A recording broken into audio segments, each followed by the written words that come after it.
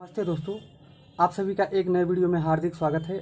आज के इस वीडियो में हम रेशियो एंड प्रोपोर्शनल के बहुत ही महत्वपूर्ण क्वेश्चन को सीखेंगे, जो कि आरआरबी ग्रुप डी और एएलपी एनटीपीसी के लिए सबसे ज़्यादा महत्वपूर्ण हैं। जितने भी क्वेश्चन लिए गए हैं सभी के सभी एग्जाम में देखिए पीवाईक्यू क्वेश्चन पूछा भी गया है ना। जितने भी क्वेश्चन हैं सभी के सभी क्वेश्चन इंपॉर्टेंट है। यदि आप ग्रुप डी के एग्ज़ाम देने जा रहे हैं तो इस क्वेश्चन को ज़रूर देख लीजिएगा। इसमें से एक दो क्वेश्चन रेशियो एंड प्रोपोर्शनल को जरूर देखने को मिलेगा। ये मेरा पहला क्लास है, इसको बिल्कुल ध्यान से देखिएगा।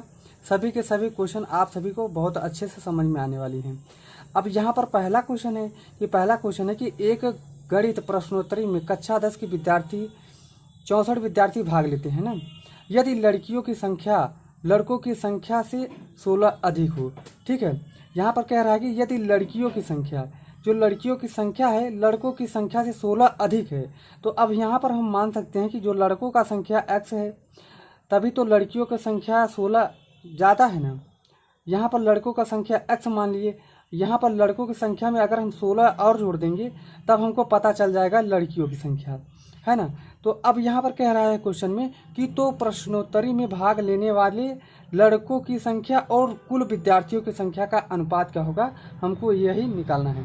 देखिए अब हम यहाँ पे क्या कर देंगे, इन सभी को जोड़ लेंगे, यानी कि x प्लस यहाँ पर हो जाएगा x प्लस का 16 और ये किसके बराबर है, 64 के बराबर। हम यहाँ पर 64 लिख लेते हैं। यहाँ पर एक x जुड़ जाएगा, 2x हो जाएगा, है ना। यहाँ पर है 64 में अगर हम 16 को इस तरफ लाएंगे घट जाएगा ना। अब यहाँ पर हो जाएगा 48। तो अब यहाँ पर हम निकाल सकते हैं कि x बराबर जो आया यहाँ पर हो जाएगा 24, है ना। जो लड़कों की संख्या आया 24, ठीक है। अब यहाँ पे कह रहा था लड़कों की संख्या और विद्यार्थियों की कुल संख्या, तो हम जानते हैं कि लड़कों की संख्या निकल के आया है 24 और यहाँ पर विद्यार्थियों की कुल संख्या कितना है 64। तो यहाँ पर हम 64 का डिवाइड कर देंगे। अब यहाँ पर निकल के आ जाएगा, देखिए अगर हम इसको कट करेंगे तो 8 त्रिक 24 हो जाएगा, 8 अट्ठाई 64 हो जाएगा, यानी कि यहाँ पर हो जाएगा 3/8।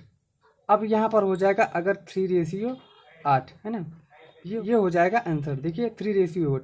यहाँ पर देखिए सी ऑप्शन बिल्कुल करेक्ट हो जाएगा, ठीक है। ये रहा क्वेश्चन नंबर पहला। आई होप यह सभी क्वेश्चन आप सभी को समझ में आ रहे हैं। चलते हैं क्वेश्चन नंबर 2 को सॉल्व करते हैं। यदि सेशन अच्छा लग रहा हो तो ज़रूर लाइक करिएगा। यहाँ पर क्वेश्चन नंबर सेकंड, 1470 की राशि अनंत और मोहन के बीच में यानी कि 3:4 के अनुपात में बांटी जाती है। मोहन को कितनी राशि प्राप्त होगी, है ना। कितना अमाउंट है 1470, है ना। यहाँ पर किसके किसके बीच में बांटा जा रहा है, अनंत और मोहन, यानी कि अनंत और मोहन के, है ना। अनंत का रेशियो 3 है तो यहाँ पर हम 3 लिख देते हैं, 3:4 लिख देते हैं ना।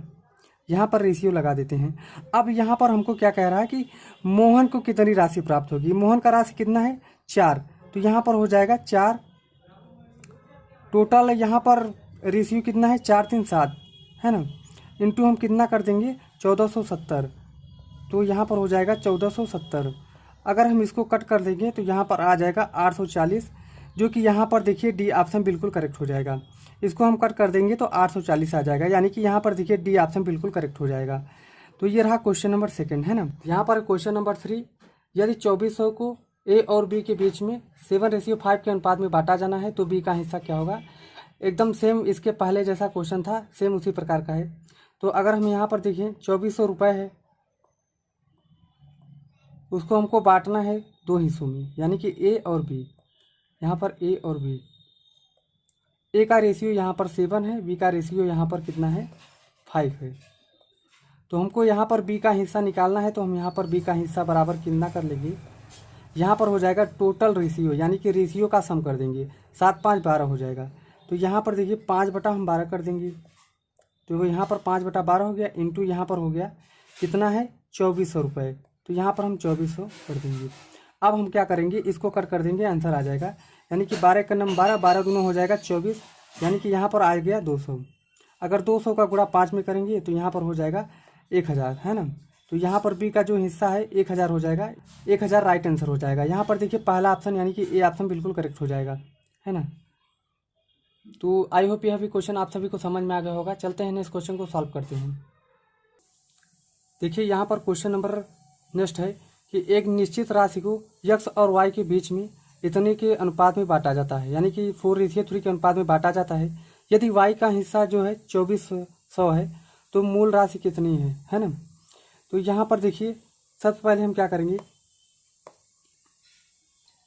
यहाँ पर दिया गया है, देखिए x का मान कितना है, तो यहाँ पर 4, तो यहाँ पर 4x कर लेंगे। यहाँ पर y का मान जो दिया गया है यहाँ पर 3x हो जाएगा।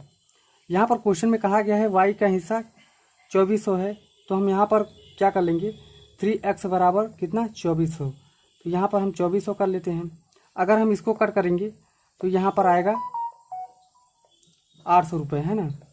यहाँ पर हो जाएगा 800 रुपये, यानी कि x बराबर आ गया 800 रुपये। अब यहाँ पर देखिए हमको क्या कह रहा है कि तो कुल मूल राशि ज्ञात कीजिए, यानी कि मूल राशि कितना हुआ 4, 3 यहाँ पर देखिए जोड़ देंगे तो 7x हो जाएगा। तो यहाँ पर हम देखिए 7x, तो यहाँ पर 7 यहाँ पे अगर लिख देते हैं, x का मान यहाँ पर 800 है ना, तो यहाँ पर हो जाएगा 8 7 56, यहाँ पे 5600, यानी कि 5600 रुपये कुल हो जाएगा मूल राशि। यहाँ पर देखिए सी ऑप्शन बिल्कुल करेक्ट हो जाएगा, है ना। तो आई होप ये क्वेश्चन आप सभी को समझ में आया होगा। चलते हैं नेक्स्ट क्वेश्चन को सॉल्व करते हैं। तो संख्याओं का अनुपात जो दिया गया है 3:2 है। यदि पहली और दूसरी संख्या से क्रमशः 8 और 6 घटाया जाता है तो जो अनुपात आता है 8:5 हो जाता है। यहाँ पर देखिए संख्या कितना दिया गया है, संख्या है 3x, है ना। यहाँ पर हम बटे में कर देंगे 2x, जो संख्या था उसको हम लिख लिए।